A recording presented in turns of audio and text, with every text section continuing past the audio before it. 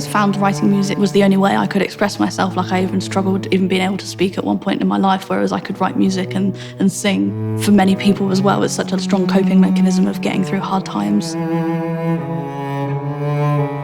Growing up, music was always a big part of my life, from when my mum was battling cancer and then to later on I was homeless, and having music to draw upon was such a kind of life-saving thing. I think I got started into video games mainly through friends because we didn't have a console originally, so I'd go around their houses and play like the Xbox or Nintendo 64. And then I think my mum got herself a Game Boy because she was going through chemotherapy at the time to kind of distract herself while she was doing that. And then I think I used to nick it quite a lot as a kid. I can't remember a game that had such a dramatic impact as the Journey soundtrack, for example. And that was the first time I'd really got my hands on an indie game. Because Journey was the first game I ever played of that kind, it really changed my mind about what a game could be.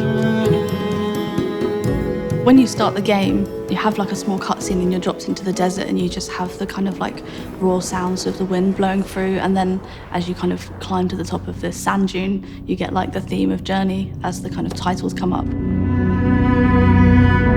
And it's such a short motif, but it's kind of replayed throughout the game in smaller segments and rearranged, and it's kind of a technique that film composers use to hook you in.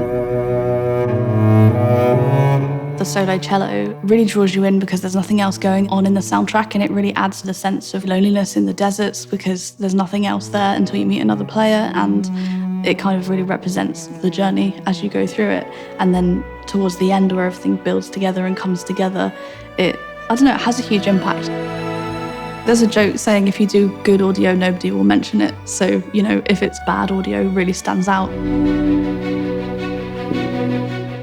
The difference between the soundtrack when the composers organised it compared to the game where it will come in and out and react to what you do, like it's going to be different every time. I didn't realise that music could work in that way because I was used to listening to pop tracks or big orchestras. Changed how I was as a composer and as a critical listener in what to look for and what had an impact on the audience. As I get older, I think I'm more drawn to games that are kind of calming, like Animal Crossing, and that's why Journey kind of opened those doors for me.